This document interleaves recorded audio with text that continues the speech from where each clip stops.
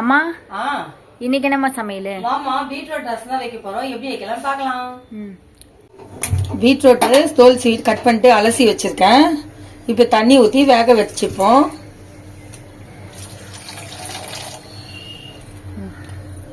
ஒரு அரை உப்பு சேர்த்துப்போம். புளி இந்த சைஸ் எடுத்திருக்கேன். இப்ப இதை நல்லா தண்ணியா கரைச்சிக்கலாம்.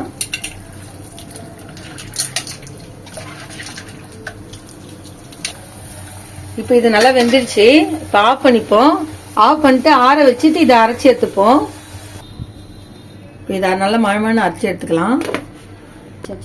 மழமான அரைச்சாச்சு பீட்ரூட்டை. இப்ப இதுல மிளகு, சீரகம், காஞ்ச மிளகா, பூண்டு இது நாளையும் சேர்த்து நல்லா கொரப்பா அரைச்சி எடுத்துக்கலாம். மிளகு, சீரகம் இதெல்லாம் போட்டு அரைச்சதுக்கு அப்புறம் நம்ம கொஞ்சம் தக்காளியை சேர்த்துப்போம்.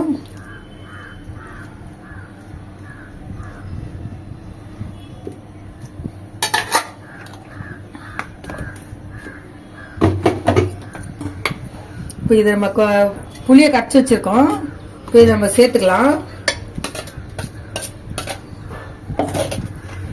பீட்ரூட் வேக வச்ச தண்ணியை இதில் சேர்த்துக்கலாம்.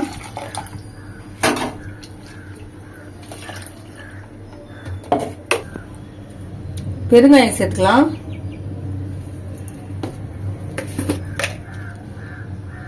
நல்லா அரை டீஸ்பூன் மஞ்சள் சேர்த்துக்கலாம். வச்சு கொஞ்சோண்டு எண்ணெய் ஊத்திக்கலாம்.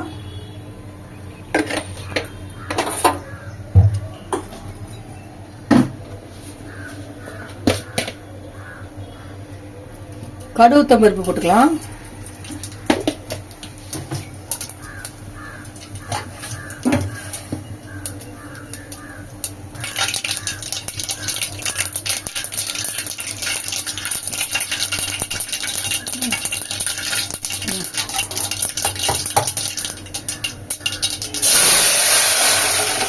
கடுகு பொரிஞ்ச பிறகு நம்ம இதை ஊத்திக்கலாம். இப்போ செம்மையா வாசனையா இருக்கு. உப்பு சேர்த்துக்கலாம்.